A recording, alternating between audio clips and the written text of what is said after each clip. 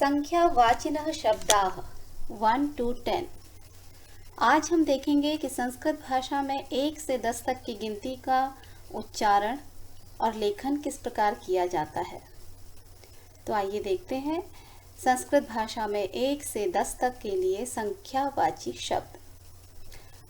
संस्कृत में शब्दों को हमने जिस प्रकार आप देख रहे हैं कि मूल शब्द, पुल्लिंग, स्त्रीलिंग और नपुंसकलिंग, इस तरह से हमने 4 कॉलम में इसको डाला है। तो सबसे पहले जो मूल शब्द है वो है नंबर 1 के लिए एक, और अगर हम इसको पुल्लिंग में देखें तो वह होगा एकः। स्त्रीलिंग में इसका उच्चारण होगा एका और नपुंसकलिंग में उच्चारण होगा एकम। यदि संख्या 1 किसी पुरुष के लिए हम संबोधित करेंगे तो वहां पर हम लिखेंगे एकः। अगर वो स्त्रीलिंग के लिए संबोधित करेंगे तो हम लिखेंगे एका, और अगर वो किसी नपुंसकलिंग को संबोधित करता है संख्या 1 तो हम उसके लिए प्रयोग करेंगे एकम। इसी प्रकार संख्या 2 संख्या के लिए जो मूल शब्द है वो है द्वि, और अगर वो किसी पुल्लिंग के लिए संबोधित किया जाए तो वहाँ पर हो जाएगा द्वौ, स्त्रीलिंग के लिए आए तो होगा द्वे, और नपुंसकलिंग के लिए भी होगा द्वे। संख्या 3 जिसका मूल शब्द है त्रि, अगर किसी पुरुष जाति के लिए किसी पुल्लिंग के लिए आए तो हम लिखेंगे त्रयः, स्त्रीलिंग के लिए हम प्रयोग करेंगे तिस्त्रः, नपुंसकलिंग के लिए हम प्रयोग करेंगे त्रीणि।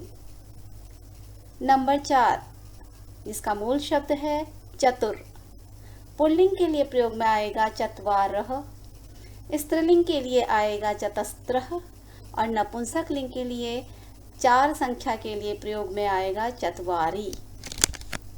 इस प्रकार 1, 2, 3, 4 इन चारों संख्याओं में हमने तीनों लिंगों में अलग अलग संख्यावाची शब्दों को देखा, पढ़ा और लिखा। लेकिन अगर इससे आगे हम चलते हैं तो वहाँ पर फिर पुल्लिंग, स्त्रीलिंग और नपुंसकलिंग का अलग अलग रूप देखने को नहीं मिलता।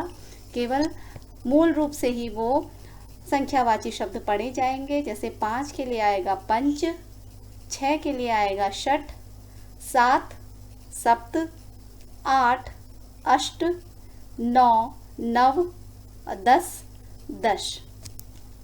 तो इस प्रकार से हमने देखा कि संख्यावाची शब्दों का जो प्रयोग है वो 1 से लेकर 4 तक पुल्लिंग, स्त्रीलिंग, नपुंसकलिंग में किस प्रकार किया गया तथा मूल रूप से उनके लिए कौन सा शब्द है।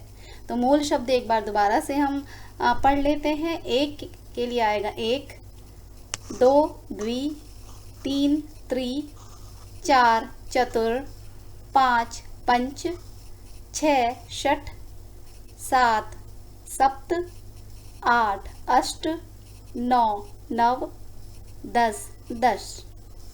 और अगर पुल्लिंग, स्त्रीलिंग और नपुंसकलिंग में इनका अलग अलग प्रयोग करना हो तो उसके लिए भी हमने 1 से लेकर 4 तक संख्यावाची शब्दों का रूप देखा व जाना। धन्यवाद।